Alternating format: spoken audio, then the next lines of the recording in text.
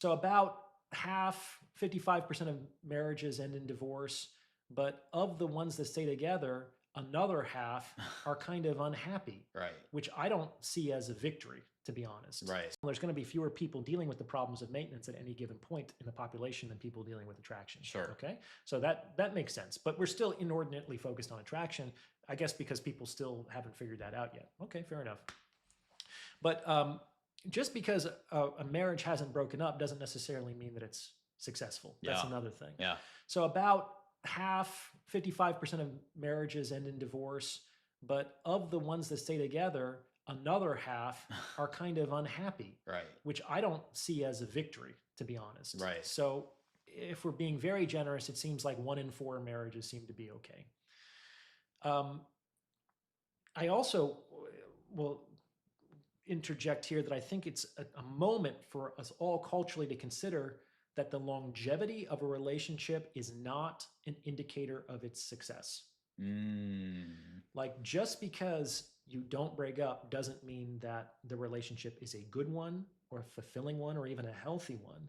And I think we should get more generous collectively with the idea that actually sometimes relationships have their season, and this person might have been really good for you for this stage of your life, and maybe it's no longer appropriate to try to fit the square peg in the round hole.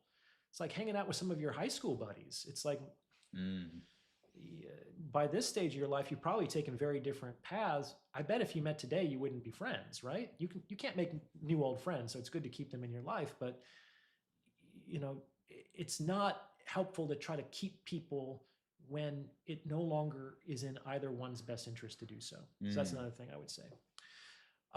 My argument would be, if a relationship lasts and it's fulfilling and loving and successful, it's probably because of some of the things I discussed in the book, which is the two people are still very attracted to each other.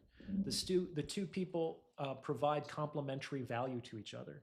The two people are engaged with wanting the best for their partner.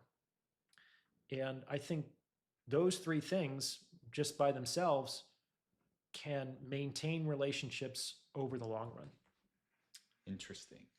But do you feel like, if I may just challenge you, Of course. like the fact that we may overly view relationships as transactional, do you think this will make it less likely for someone to persevere the natural challenges and peaks and valleys that we do have in a relationship? Do you feel like in that kind of transactional mindset, we're always looking for better? We're always looking for the next big thing?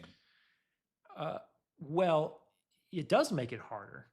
But what I would say is that it's not that people need to think consciously about this transactional model.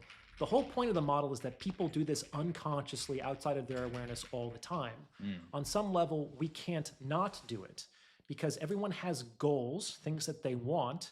And so they're constantly sort of evaluating people, things, opportunities to see how relevant they are to helping them get their needs met or getting what they want. And we do this unconsciously all the time. If I may interject, it's like whenever you meet someone, especially in America, the first thing you kind of ask is, oh, what do you do? And sometimes I think people say that to evaluate the respect that they want to give to another person. Sure. But let me give you a better example with respect to long-term relationships. So a lot of marriages go through a crisis around the time when the kids are launched. Like they're all out of the house. They're in college or they've started their own lives. Why? Well, I have this phrase that, like, no one continues to pay the plumber. When your toilet is clogged, a plumber is in very high demand. After the plumber does his work, you don't keep him around, and you certainly don't continue to pay him for the job that he did in the past. So for better or for worse, a lot of people enter into marriages because they want to have families and they want to raise children. Great. Well, the children are raised. Well, now what? You might only be in your 40s or 50s. You could have another 40 fucking years of marriage left. That is a lifetime still. And you can't coast on the fact that you unclogged the toilet back in the day. Do you understand? Right. It's like you can't coast on previously created value. So if there's not another way for them to fit in each other's lives, if there's not some sort of overarching mission that they're collaborating towards, maybe they've just like, we're good friends, we've raised our children, and we're just going to go our separate ways. That often happens at that stage of the game because they don't have anything else that they need to do together. They haven't found that anyway. So it's very important to always have a common purpose and a goal. That's what keeps a lot of relationships together. I think that's, for example, why a lot of religious families tend to stay together, right?